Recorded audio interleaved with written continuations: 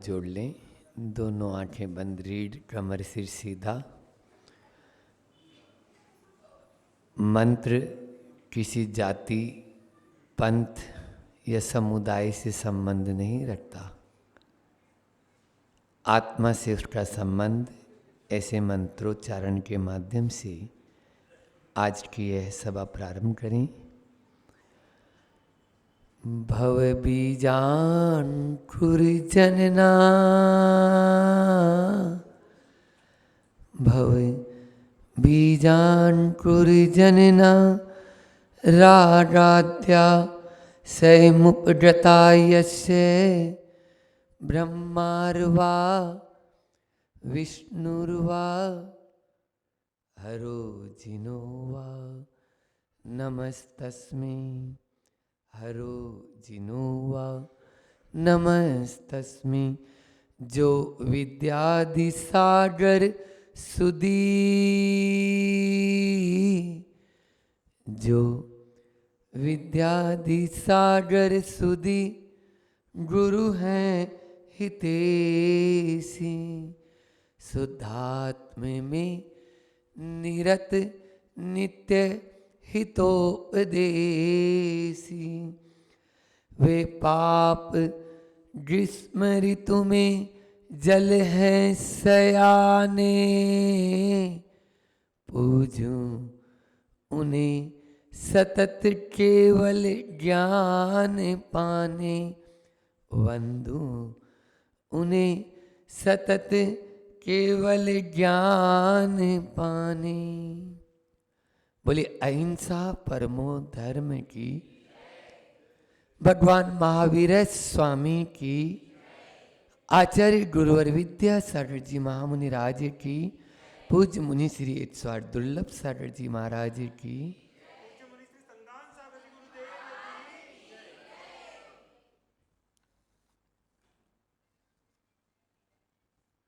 लंबी चौड़ी नदी है या तालाब है, लेकिन उसमें पानी नहीं है। पर्स है बटुआ, लेकिन उसमें पैसा नहीं है। मंदिर तो है, लेकिन उसमें भगवान नहीं है। और जीवन तो है, लेकिन उसमें प्रेम नहीं है, तो कोई काम के नहीं है, कोई काम के नहीं है ये सब। आप पानी से नदी की कीमत होती है, और पर्स की कीमत पैसे से है, मंदिर की कीमत भगवान से है। उसी प्रकार से जीवन की कीमत भी प्रेम से है। विगत दिनों में घर परिवार में प्रेम किस प्रकार से हम बढ़ाएं, कैसे बड़े मिठास, ताकि दूर हो जाए हमारी खटास। समाज में और परिवार में या राष्ट्र में प्रेम का संचरण कैसे हो, इसी भावना के साथ में इस सप्ताह एक श्रृंखला चल रही है। जहाँ भी जा रहे हैं उसी पर ही बोल रहे हैं।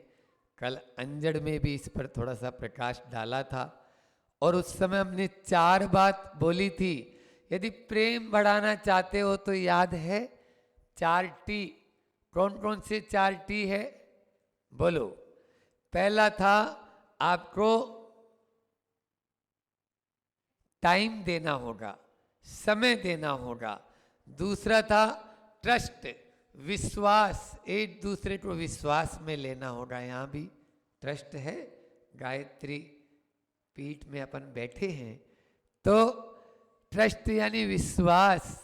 और उसके बाद में टॉकिंग यानी बातचीत करनी होगी, संवाद स्थापित करना होगा, और थैंक्स यानी धन्यवाद देना होगा।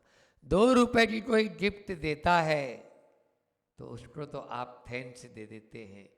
बहुत गर्मी पड़ रही है, किसी ने शिकंजी बना के नींबू की अच्छी, हाँ, कोल्ड ड्रिंक नहीं पीना, कोल्ड ड्रिंक तो ड्रिंक हो जाओगे नहीं तो शिकंजी बना के पिला दी नींबू की, आप थैंक्स बोलते हैं। गर्मी का मौसम है, ठंड लग रही है, अच्छे गरम गरम कचौड़ी निकाल के खिला दी, आप थैंक्स बोल देते हैं। लेकिन जो प्रतिदिन आपके घर परिवार में आपकी सेवा में लगे हैं, चाहे वो माँ है, चाहे वो बहन है, चाहे वो पत्नी है, चाहे वो और दूसरे बहू वगैरह है, लेकिन आप कभी क्या उनको थैंक्स बोले? बोलो, नहीं बोले। क्यों? ये तो उनकी ड्यूटी है, ये तो उनका कर्तव्य है। आपने ऐसा समझ लिया। नहीं, आपका क्या कर्तव्य है ये तो देखो। आप अपने आप में सुधार लाओ। सामने मोटे मोटे अक्षरों में लिखा हुआ है, अपना सुधार संसार की सबसे बड़ी सेवा है। हाँ, स्वयं को सुधर, अपन सुधरेंगे जग जग सुधरेगा। स्वयं को पहले आपको सुधरना होगा। जमाना नहीं सुधरेगा, आप कितना ही कर लो, जमाने को सुधारना चाहो तो वह कुछ भी नहीं। और स्वयं सुधर जाएंगे, जमाना एक पल में सुधर जाएगा, एक पल में। शुरुआत अपने आप से करें, हम दूसरे से नहीं। उस शायर ने सही बात कही, लाख कोशिश की जमाने को बदल डालूं, जमाना नहीं बदला, खुद को ही बदल डाला। जमाने को बदलने की कोशिश न करें। आज भी अपन ट्रस्ट, टाइम, टॉकिंग और थैंक्स के बारे में कल अपन ने बात की। आज अपन 4 बात फिर से प्रेम के बारे में करते हैं कि प्रेम दिखाना, प्रेम करना, प्रेम पाना और प्रेम देना। आजकल एक रूढ़ हो गया एक शब्द प्रेम के लिए, लेकिन वो मात्र फ्रेम बचा है। प्रेम का फ्रेम बचा है, उसको लव बोलते हैं। लेकिन क्या वो वास्तव में प्रेम है? 3 स्तर पे प्रेम होता है। पहला स्तर है केवल मात्र दैहिक स्तर, आकर्षण के ऊपर, हम दूसरों के आकर्षण में आ जाते हैं। दूसरा स्तर है सुविधा का स्तर, और तीसरा स्तर है जो यथार्थ में प्रेम होता है, जो निस्वार्थ भावना से, जिसको परम प्रेम कहा गया, वह प्रेम। इसलिए इन 3 स्तर में कौन सा? पहला है प्रेम केवल दिखाने का, प्रेम दिखाना, दिखावटी ज्यादा हो रहा है, ऊपर ऊपर उसे ही। आजकल तो विदेशों में तो सबसे ज्यादा डाइवर्स अमेरिका में होते हैं। और 3 साल पहले का आंकड़ा बता रहा हूं, 15,000 डाइवर्स प्रतिदिन। वहां पर स्त्रियों को या माताओं को इस तरह से बदला जाता है जैसे आप लोग कपड़े बदलते हो। और एक कंसेप्ट आ गया लिव इन रिलेशनशिप, जो भारत में सर्वोच्च न्यायालय के न्यायाधीश जिसको अनुमति देने वाले हैं। आप लोग यदि इसी तरह से हाथों में चूड़ियां पहनकर बैठे रहोगे तो एक दिन ऐसा आएगा आपके यहां भी, भारत में भी, केवल 1 साल कॉन्टैक्ट बेस पे प्रेम होगा। 1 साल साथ में रहेगी, दूसरे साल दूसरे के साथ में रहेगी, तीसरे साल तीसरे के साथ रहेगी। क्या चाहते हो बोलो? भारत में यहां तो जीवन मरण का संबंध होता है। एक बार 7 फेरे हो गए, अब 7 मरेंगे और 7 जिएंगे। लड़ेंगे तो 7 लड़ेंगे, रहेंगे तो 7 रहेंगे। अब सर फूटे या माथा मैंने तेरी बाह पकड़ ली। बोलो, ये केवल भारत में है, इसीलिए भारत को माता कहते हैं। अमेरिका को कहीं माता का? अमेरिका माता, रूस माता, जापान माता, पाकिस्तान माता, बोलो कभी बोला? नहीं बोल सकते ना। क्यों? क्योंकि ये भारत में संस्कृति है वसुदेव कुटुंबकम की। यहाँ की संस्कृति अलग है, वहां की संस्कृति अलग है। एक बार एक बच्चे ने बोला, महाराज जी यहां पर भी देखो ना, सभा में महिलाएं इधर बैठी है, पुरुष इधर बैठे हैं। बैठे हैं ना, अच्छे से बैठे। अरे हमारे क्या समोसरण में भी ऐसे ही बैठते हैं। जब तीर्थंकर भगवान महावीर स्वामी का समोसरण, जहां पर वीतरागता की पराकाष्ठा होती है, वहां पर भी ऐसे ही बैठते हैं। समझ आई? आज कोएड का जमाना आ गया आपके यहाँ, ये सब विदेशी संस्कृत है। तो बोले महाराज जी ये बताओ, विदेश में तो पति पत्नी हाथ पकड़ कर चलते हैं, और अपने यहां पर पति पति आगे चलता है और पत्नी पत्नी पीछे चलती है। 7 फेरों में देखा ना, अब वो 7वें फेरे में पति आगे फिर पत्नी पीछे हो जाती है, तो अब जीवन भर वो पीछे पीछे रहेगी कि आप जैसा कहेंगे, आप दिन को कहो रात तो मैं रात कहूंगी, और जो बात हो आपको वही बात करूंगी। ऐसी यानी जो है ना उस समय बिल्कुल शपथ ले लेते हैं। इसी प्रकार से तो उस बच्चे ने पूछा, महाराज जी विदेश में वो हाथ पकड़ के चलते हैं और अपने यहां अलग अलग क्यों चलते हैं? मैंने तुरंत जवाब दिया, सुनो, कल बोला था ना ट्रस्ट। भारत में अपनी पत्नी के ऊपर इतना विश्वास होता है कि वो मुझे छोड़ के कहीं नहीं जाएगी, विदेशों में ये विश्वास नहीं होता, इसलिए वो हाथ पकड़ कर रखते हैं। वो हाथ पकड़ के चलते हैं कि भट नहीं जाए कहीं पे। वो साल भर के कॉन्ट्रैक्ट के पहले ही उनका अलग हो जाता है काम, उसके बीच में भी 2 4 5 बार नौबत आ जाती है ऐसी।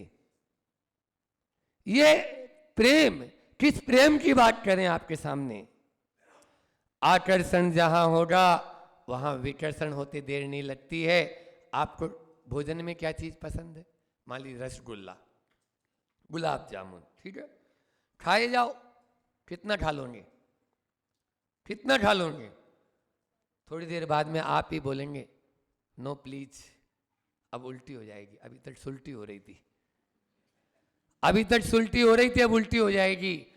जहां पर देह के ऊपर ये वासना केवल मात्र आज छा गई है, और इसके कारण प्रेम का रूप ही, आपको बताएं, प्यार का पहला अक्षर ही टूटा हुआ है। तो पहला अक्षर जहां टूटा हुआ है वहां यार कैसे रहेगा? प्यार में पहला अक्षर टूटा हुआ है तो यार कैसे बचेगा? इसलिए दोस्त, हमारे यहां दोस्त की बात होती है। दोस्त का मतलब आचार्य श्री जी कहते हैं, भोपाल में बोले थे, प्रवचन किए थे, दो जहां हैं उन दो का अस्त हो जाए, मतलब एक हो जाए। एको ही सांस दो अप्पा, जैसे हमारी आत्मा एक है वैसे 2 दिल और 1 जान, ऐसा कहा जाता है। तब वो प्यार कहलाता है, तब वो प्रेम कहलाता है, और तब ही आगे के सारे कार्यक्रम होते हैं, आगे कार्य होते हैं। अन्यथा कुछ नहीं, रहते साथ साथ हैं लेकिन कोसों दूर रहते हैं एक दूसरे से। हाँ, एक दूसरे से बहुत शीत युद्ध जारी। ऐसा हुआ कि अब हम किसी से कम नहीं, आजकल तो पढ़ी लिखी होती हैं पत्नियां, पढ़ी लिखी है, सब अपने आप में हाई एजुकेटेड रहती है। तो पहले के तो जमाने में ऐसा था कि जी हाँ, वो तरुण सारे जी कहते हैं ना कि पहले वर्ष विवाह हुआ तो क्या बोलते, जानू। अब जिंदगी भर ऐसा ही चले तो मैं मानू।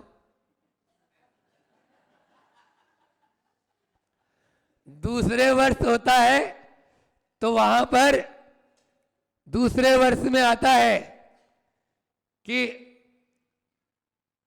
अजी सुनते हो, अब अजी में अभी जी का रहा तो है। तीसरे वर्ष में पप्पू के पापा सुन नहीं रहे क्या? और चौथे वर्ष में अरे कहां गए?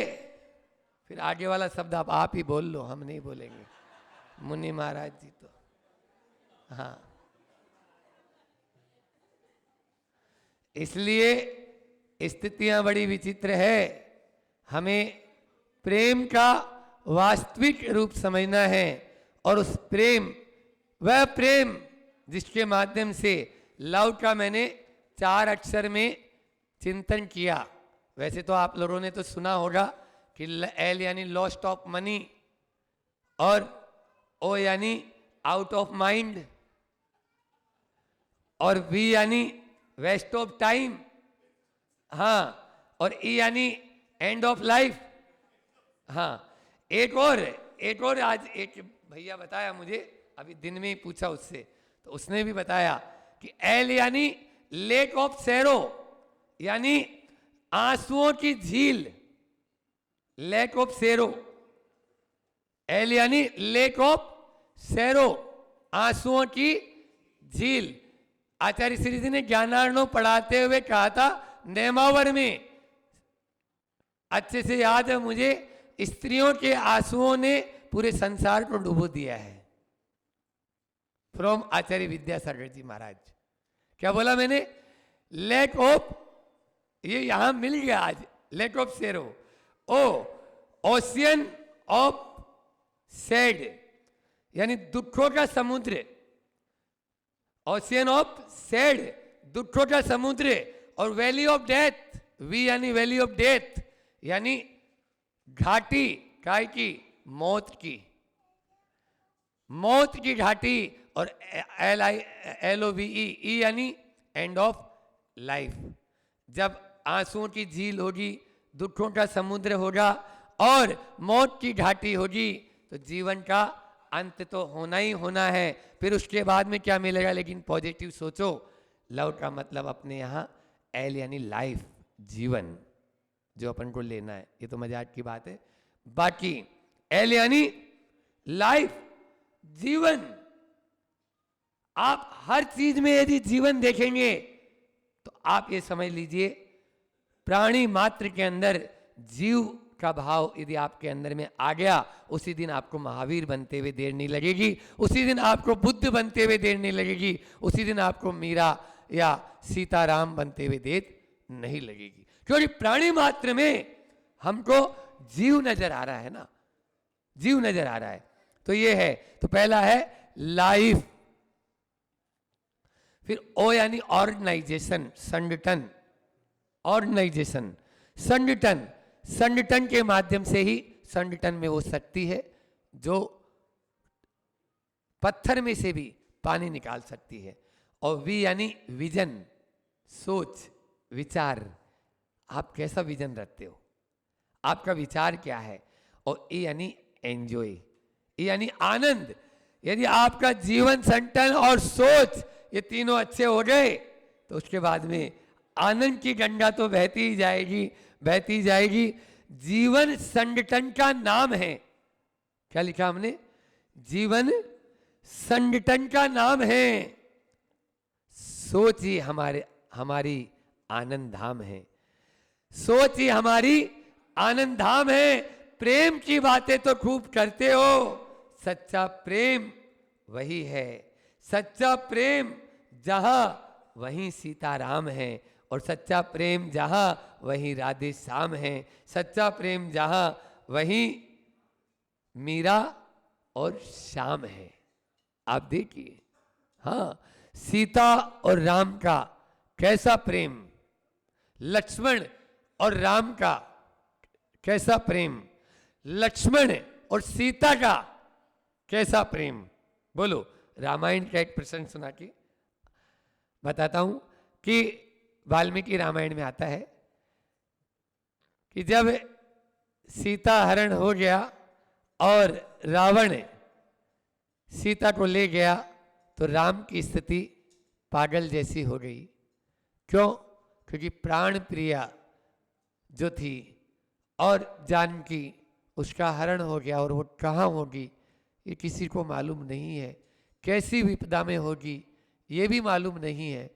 ऐसी स्थिति में पेड़ पौधों से पूछ रहे हैं, पत्थरों से पूछ रहे हैं, तालाबों से पूछ रहे हैं, क्या तुमने मेरी सीते देखी? क्या तुमने मेरी सीता देखी? पशु पक्षियों से पूछ रहे हैं, सबसे पूछ रहे हैं। रास्ते में चलते चलते चलते चलते उनको एक पोटली नजर आई, और उस पोटली में आभूषण थे। सुन रहे हो? उस पोटली में आभूषण थे। जैसे ही पोटली खोली, राम की आंखें बिल्कुल चमक उठी।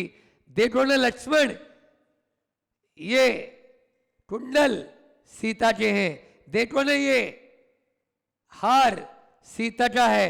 देखो ना ये नाक की नथनी सीता की है। ये माथे का बोल्डा सीते का है। इस प्रकार से अनट ये चूड़ियां सीते की है। बताते बताते काफी देर हो गई। तब लक्ष्मण ने कहा कि भैया, ना हम जानामी केयूरम, ना हम जानामी कुंडलम अहम जानामि नुपुरम नित्यम पादार वंदामि। मैं प्रतिदिन माता सीता के चरण छूता था। ये जो नुपुर है, जो बिछिया है, ये माता सीता की है। ये मेरी दृष्टि में रोज आती थी, इसलिए सारे आभूषण माता सीता के ही हैं। एक ये संबंध था और एक ये प्रेम था, और आज के तथाकथित देवर और भाभी का प्रेम है। बोलो ना, देवर और भाभी का प्रेम है। कौन सा प्रेम है? वो प्रेम है, प्रेम नहीं है। क्यों? कहां पे संबंधों में पवित्रता बचेगी? जब भाभियां देवर की शादी में रोड के ऊपर खड़े होकर नाचेगी, तो क्या पवित्र संबंध बच पाएंगे? बोलो, जवाब दो। क्या पवित्र संबंध बच पाएंगे? कभी नहीं बच पाएंगे। संबंध वहीं बच पाते हैं जहां लक्ष्मण और मां सीता जैसे संबंध होते हैं। तभी भाभी और देवर के संबंधों में पवित्रता बच पाती है, तभी प्रेम रह पाता है। एक दूसरे के बिना रहते ही नहीं। ये सच्चा प्रेम, ये परम प्रेम, ये केवल आकर्षण का प्रेम या विकर्षण का प्रेम नहीं है। ये भीतरी निस्वार्थ भावना का प्रेम है। ये इस निष्काम भावना का प्रेम है।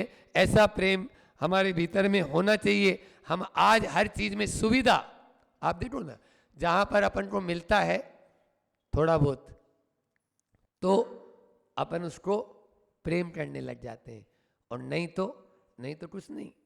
माचिस की दिया सलाई को भी तब तक ही उसमें रखते हो आप लोग जब तक उस पर रोगन लगाए।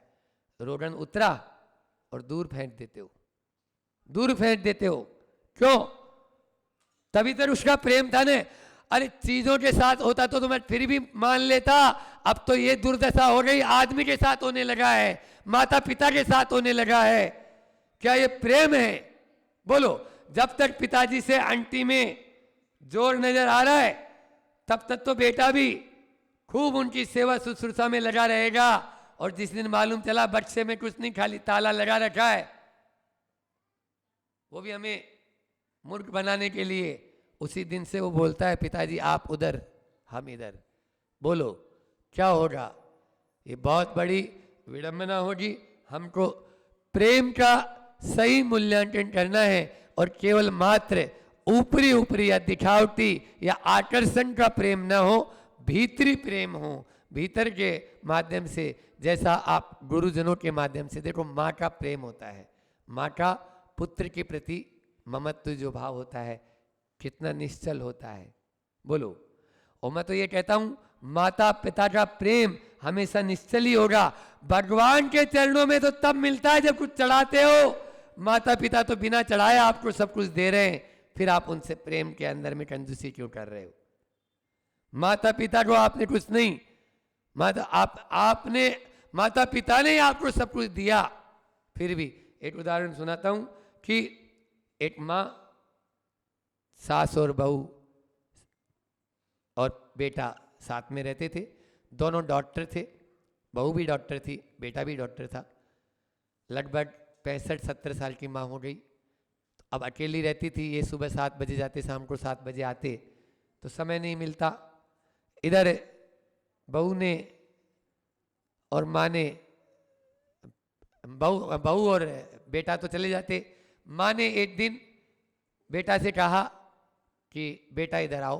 बोलो क्या बात है? कि आप लोग तो अस्पताल अपने चले जाते हो, मैं अकेली रहती हूँ, मेरा दम घुटने लगता है, मैं अकेली नहीं रह सकती हूँ। अब मुझे बहुत उम्र भी हो गई और मैं अकेली नहीं रहना चाहती हूँ। तो माँ, आज आपने बोला है, मैं कुछ व्यवस्था बनाता हूँ और देखता हूँ, कोई न कोई व्यवस्था मैं कर दूँगा, और कोई यहाँ पर आपके पास में सर्वेंट वगैरह रहेगा, उपस्थित रहेगा। तभी उधर से पति जो है, बेटा पत्नी के पास गया, अपनी बहू जो थी, तो उसने बोला कि क्यों, क्या सोचा है? तो बोले क्या तुमने सुन लिया? बोले हाँ, महिलाओं के कान तो वैसे भी कच्चे होते हैं। तो बोले माँ ने जो आपको बोला, क्योंकि माँ का आपके ऊपर ट्रस्ट था, विश्वास था शायद हो सकता है मेरे ऊपर विश्वास नहीं इसलिए मेरे सामने नहीं बोला, लेकिन मैंने निर्णय ले लिया है। कान खोल के सुनो, श्वासों के माध्यम से सुनो। मैंने निर्णय ले लिया है, आज से ही मैं रिजाइन दे रही हूँ और कल आज से कोई नौकरी पे मैं नहीं जाऊँगी, आज से मैं माँ की सेवा में रहूँगी। ये बहू ने तुरंत बोल दिया। सरकारी नौकरी मिलती कहाँ है पगली, अपन किसी को भी लगा देंगे, लाखों रुपए की नौकरी, और तुम इस तरह से बोल रही है। बोले लाखों रुपए की नौकरी मिले या न मिले, लेकिन माँ बाप दोबारा नहीं मिलते हैं, ध्यान रख लेना। माँ दोबारा नहीं मिलेगी, नौकरी तो फिर मिले या नहीं मिले, मेरा निर्णय अटल है, मैं कल से नौकरी पर नहीं जाऊंगी।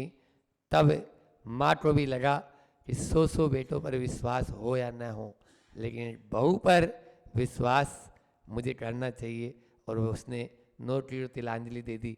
ये होता है, हकीकत घटनाएं हैं ऐसी। भोपाल में एक गवर्नमेंट सर्विस में था, उसने तुरंत, गवर्नमेंट ने बोला आपको बाहर जाना है विदेश यात्रा पे, माँ बीमार थी, हॉस्पिटलाइज थी, बोले आपको नौकरी से निकाल दिया जाएगा, अभी रिजाइन लिखो। मैं अपनी माँ को नहीं छोड़ सकता हूँ, नौकरी को छोड़ सकता हूँ। ये वही कर सकता है जिसमें भारत का खून होगा, भारत के संस्कार होंगे, भारत की संस्कृति होगी, तभी छोड़ सकता है ऐसे, अन्यथा नहीं छोड़ सकता है। इस प्रकार के अंदर परिणाम होने चाहिए, तभी ये होता है। तो आज मैंने जो बातें कही कि प्रेम दिखाने का नहीं होना चाहिए, वास्तव में हमें प्रेम करना चाहिए, और प्रेम पाने के लिए हमें पहले प्रेम देना भी है। हम दूसरों को प्रेम देंगे तो हम जरूर प्रेम पाएंगे। इसलिए अपने प्रेम को हम बढ़ाना चाहते हैं तो दूसरों से भी हम प्रेम करें, और तो छोड़ो जानवरों से भी आप प्रेम करेंगे तो वो भी आपकी तरफ तभी आएंगे, अन्यथा गोट का बच्चा भी लात मार के आपको बाहर कर देगा। वो जानता है ना, वो जानता है कि आप कब उसके ऊपर धावा बोल देंगे, इसलिए वो आपकी गोद में भी आना पसंद नहीं करेगा। यह प्रेम का है। प्रेम का द्रौपदी और श्री कृष्ण का उदाहरण मैं सुनाता हूं कि द्रौपदी का जब चीर हरण हो रहा था, तब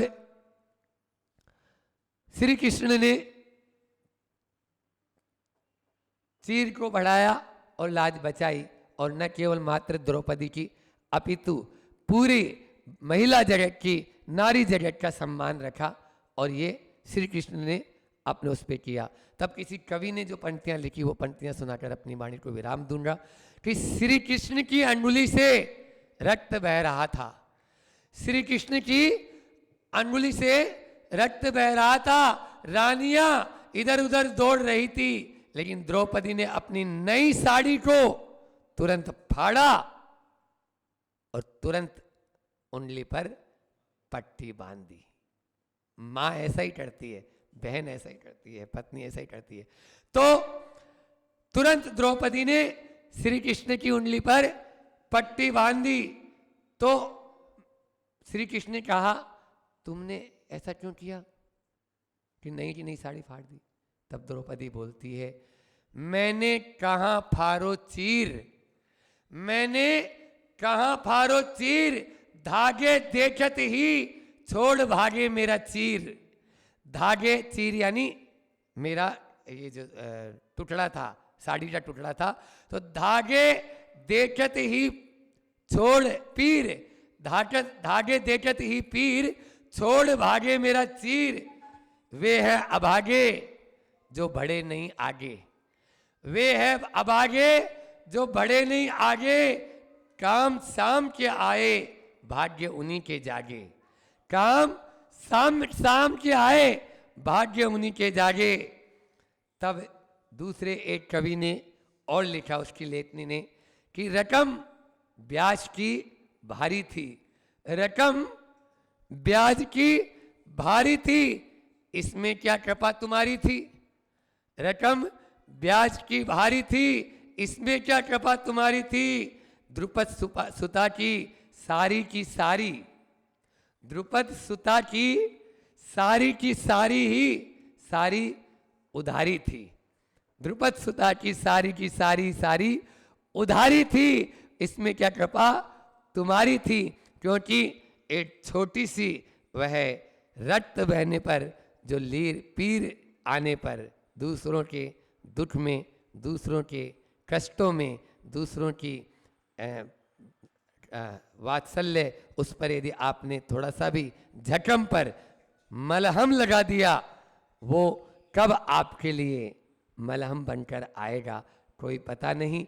इसलिए हमें प्रेम की इस भावना को समझना है और अपने जीवन में उन्नत बनाने के लिए उस प्रेम को आश्रित करना है, तभी जाकर हम भी उन महापुरुषों के उस प्रेम को पा सकते हैं जो कभी राम, कृष्ण, महावीर आदि में यहाँ पर जो उपदेश दिया था, चाहे वो अहिंसा का उपदेश दिया जाए, वो कर्णों का उपदेश दिया हो, वह उपदेश हमारे लिए प्रेम और दया और करुणा का ही उपदेश है। उसी के लिए बोलिए अहिंसा परमो धर्म की, आचार्य गुरुवर विद्यासागर जी महामुनि राज की जय।